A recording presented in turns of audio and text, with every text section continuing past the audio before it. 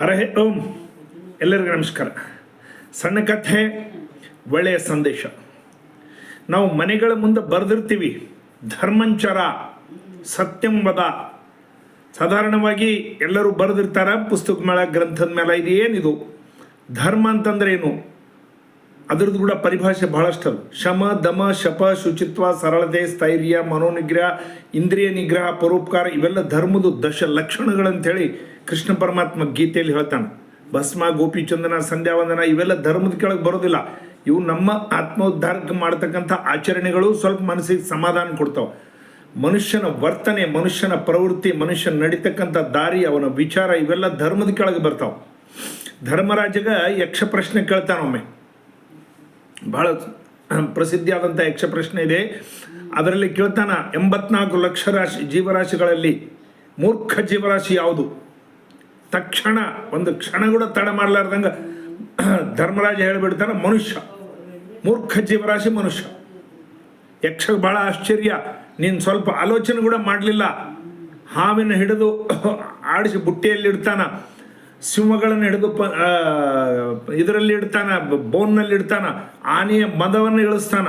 ಇಷ್ಟು ಬಲಶಾಲಿಯಾದ ಮನುಷ್ಯನ ಮೂರ್ಖ ಜೀವರಾಶಿ ಅಂತೆಲ್ಲ ಧರ್ಮರಾಜ ಅಂತ ಕೇಳಿದಾಗ ಹೇಳ್ತಾನ, ಇದೆಲ್ಲ ನಿಜನೇ. ಆದರೆ ತನ್ನ ಸುತ್ತಮುತ್ತಿನ ವಸ್ತುಗಳು ನಾಶ ಆಗೋದು, ತನ್ನ ಸುತ್ತಮುತ್ತಿನವರು ಸಾಯೋದು, ತನ್ನ ಸುತ್ತಮುತ್ತಿನ ಜನರು ಪ್ರತಿನಿತ್ಯ ಸ್ಮಶಾನಕ್ಕೆ ಹೋಗೋದು, ಇದನ್ನೆಲ್ಲ ನೋಡಿದ ನಂತರ ಕೂಡ ಮನುಷ್ಯ ನಾಳೆಗೆ ಬೇಕು, 7 ತಲೆವರೆಗೆ ಬೇಕು ಅಂಥೇಳಿ ಜಮಾ ಮಾಡಿ ತಾನು ತಂದು ಅಂಥೇಳಿ ಜಮಾ ಮಾಡ್ತಾನಲ್ಲ, ಅವ ಮೂರ್ಖಲಿಕ್ರ ಮತ್ತೇನು? ಜಗತ್ತಿನ ಯಾವ 84 ಲಕ್ಷ ಜೀವರಾಶಿ ಒಳಗೆ ಯಾವ ಪ್ರಾಣಿ ಸಹಿತ ನೆಕ್ಸ್ಟ್ ಡೇ, ನಾಳೆಯಿಂದ ಬಗ್ಗೆ ಆಲೋಚನೆ ಮಾಡೋದಿಲ್ಲ. ಕೇವಲ ಮನುಷ್ಯ ಮಾತ್ರ ಆಲೋಚನೆ ಮಾಡ್ತಾನೆ. ಅದಕ್ಕೆ ಮೂರ್ಖ ಅಂತ ಹೇಳಿದೆ ಅಂತ ಹೇಳ್ತಾನೆ. ಅದು ಸತ್ಯ ಅಂಥೇಳಿ ಒಪ್ಕೊಳ್ತಾನೆ ಯಕ್ಷ. ನಿನ್ನ ಒಬ್ಬ ತಮ್ಮಗೆ ಬದುಕಿಸ್ತೀನಿ, ಕೇಳ್ಕೊ. 4 ಮಂದಿ ತಮ್ಮದೇರು ನಿನ್ನವ್ರು ಸತ್ತು ಬಿದ್ದಿದ್ದಾರೆ, ಯಾವ ತಮ್ಮನ್ನು ಬದುಕಿಸ್ಬೇಕು ಕೇಳು.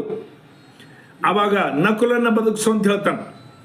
ಯಕ್ಷ ಕೇಳ್ತಾನ, ಯಾಕೆ ಭೀಮ, ಅರ್ಜುನ ನಿನ್ನ ಸ್ವಂತ ತಮ್ಮದೇರಲ್ಲ, ನಿಮ್ಮ ತಾಯಿ ಒಂದೇ ತಾಯಿ ಹೊಟ್ಟೆ ಹುಟ್ಟಿದವರಲ್ಲ, ಕುಂತಿ ಮಕ್ಕಳಲ್ಲ ನೀವೆಲ್ಲ. ಭೀಮ ಮತ್ತು ಅರ್ಜುನಿಗೆ ಯಾಕೆ ಕೇಳಿಲ್ಲ? ಇದು ಧರ್ಮದ ವಿರುದ್ಧ ಆಗ್ತದ.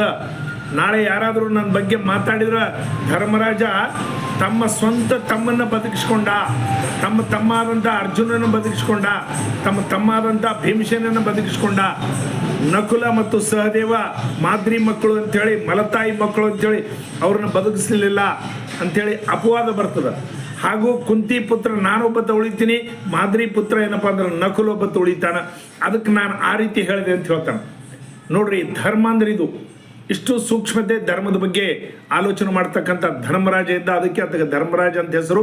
ಧರ್ಮದ ಈ ಲಕ್ಷಣಗಳು ಇರ್ತಾವೆ. ನಾವು ಕೇವಲ ನಮ್ಮ ಸ್ವಂತದ್ದು ನಮ್ಮ ಚಿಂತೆ ಮಾಡ್ತಕ್ಕಂಥವನು ಮನುಷ್ಯ ಧಾರ್ಮಿಕನಾಗ್ಲಿಕ್ಕೆ ಸಾಧ್ಯ ಇಲ್ಲ. ಅದಕ್ಕೋಸ್ಕರ ಮಕ್ಕಳಿಗೆ ನಾವು ಈ ಗುಣಗಳನ್ನು ಕಲಿಸ್ಬೇಕು. ಮಕ್ಕಳ ಹತ್ರ ಒಳ್ಳೆ ಗುಣಗಳು ಬೆಳಿಬೇಕು. ಮಕ್ಕಳ ಹತ್ರ ಆಚರಣೆಗಳಲ್ಲ, ಭಸ್ಮ, ಗೋಪಿಚಂದನ, ತಿಲಕ, ಸಂಧ್ಯಾವಂದನ, ಮಡಿ, ಮೈಲಿಗೆ, ದೇವ್ರ ಗುಡಿಗೆ ಹೋಗೋದು ಬರೋದು, ಇವೆಲ್ಲ ಆಚರಣೆಗಳು. ಇವು ಬೇಡ ಅಂತಲ್ಲ. ಇದ್ರ ಜೊತೆಗೆ ಅವನಲ್ಲಿ ಸತ್ಯ, ಪ್ರಾಮಾಣಿಕತೆ, ಧೈರ್ಯವಾಗಿರೋದು, ಎಲ್ಲರನ್ನ ಕಲಿಸ್ಕೊಂಡು ಹೋಗ್ತಕ್ಕಂಥದ್ದು, ಬಂಧು ಮಿತ್ರ ಪರಿವಾರದ ಜೊತೆಗೆ ಮಿಕ್ಸಪ್ ಆಗೋದು, ಭ್ರಾತೃತ್ವ ಭಾವನೆ, ನಾಯಕತ್ವ, ದೃಢತ್ವ, ಮನಸ್ಸಿನ ಗಟ್ಟಿತನ, ಇವನ್ನೆಲ್ಲ ಕಲಿಸ್ಬೇಕು. ಇಂಥ ಗುಣಗಳು ಸಹಿತ ಅವನಲ್ಲಿ ಬೆಳಿಬೇಕು. ಅದು ಬೆಳೆದಾಗ ಅವ ಮುಂದೆ ಜೀವನದಲ್ಲಿ ಪರ್ಫೆಕ್ಟ್ ಆಗ್ಲಿಕ್ಕೆ ಸಾಧ್ಯ. ಅದಕ್ಕೆ ವಿವೇಕಾನಂದರು ಆರೋಗ್ಯವಾಗಿರ್ಬೇಕಂತ ಹೇಳ್ತಾರೆ.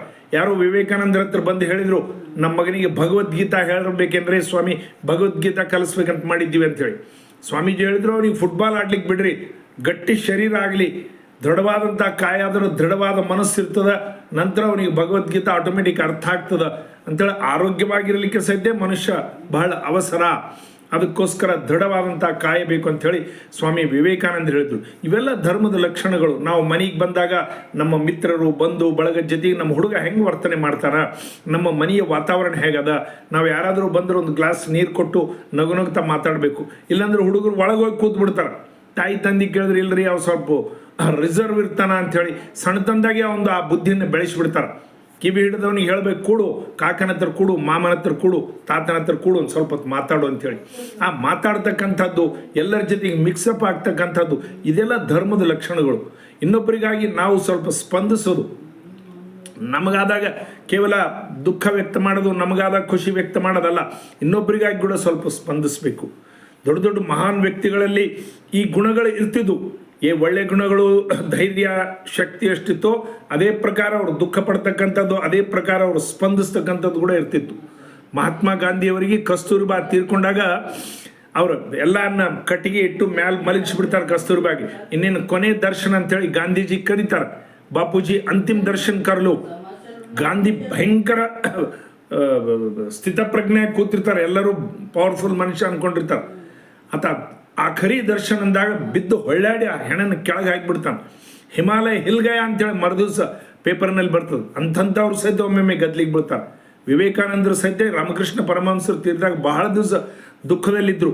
ಯಾರೋ ಕೇಳಿದ್ರೆ ನೀವು ಅದ್ವೈತದ ಇಷ್ಟು ಪಂಡಿತರು, ಇಷ್ಟು ಜ್ಞಾನಿಗಳು ಇಷ್ಟು ದುಃಖ ವ್ಯಕ್ತ ಮಾಡ್ತಾರಲ್ಲ, ಅವ್ರು ಹೇಳಿದ್ರು ನಾನು ಮೊದಲು ಮನುಷ್ಯ, ನಾನು ಮೊದಲು ನನ್ನ ಮನಸ್ಸಿರ್ತಕ್ಕಂಥವ, ನಂತರ ಅವೆಲ್ಲ ವೇದಾಂತಗಳಪ್ಪ, ನನಗೂ ಆಗ್ತದೆ ಮನಸ್ಸು, ಶರೀರ, ದುಃಖ ನನಗೂ ಆಗ್ತದೆ ಅಂತ ಹೇಳ್ತಿದ್ರು ಸ್ವಾಮೀಜಿ. ಹಂಗೆ ನಮ್ಮಲ್ಲಿ ಇರ್ತಕ್ಕಂಥ ಒಳ್ಳೆಯ ಗುಣಗಳ ಜೊತೆಗೆ ಆ ಸ್ಪಂದಿಸ್ತಕ್ಕಂಥದ್ದು, ಇನ್ನೊಬ್ಬರ ಸಲುವಾಗಿ ನಾವು ಆಲೋಚನೆ ಮಾಡ್ತಕ್ಕಂಥದ್ದು, ಬೇರೆಯವರ ದುಃಖನ ನಾವು ಸ್ವಲ್ಪ ತಗೊಳ್ಳೋದು. ಕಿಸಿಕೆ ಲಿಯೇ ಹೋ ದಿಲ್ ಮೇ ಪ್ಯಾರ್, ಕಿಸಿಕೆ ದರ್ದ್ ಕೋ ಹೋ ಸಕೆ ತೋ ಲೇ ಉಧಾರ್, ಜೀನಾ ಇಸಿ ಕಾ ನಾಮ್ ಹೈ. ಇದೇ ಜೀವನಪ್ಪ ಅಂಥೇಳಿ ಹಾಡುಗಳೆಲ್ಲ ಸಹಿತ ಬರ್ತದೆ. ಹಾಗೆ ನಮ್ಮ ಜೀವನ ಇರಬೇಕು. ಭಾರತ್ ಮಾತಾ ಕಿ ಜೈ. ಎಲ್ಲರಿಗೆ ತಲೆಬಾಗಿ ನಮಸ್ಕರಿಸುತ್ತಿದ್ದೇನೆ. ನನ್ನ ಹೆಸರು ಅಮರ್ ದೀಕ್ಷಿತ್ ಕೃಷ್ಣ. ನನ್ನ ಸೆಲ್ ನಂಬರ್ 9448757587. ಭಾರತ್ ಮಾತಾ ಕಿ ಜೈ.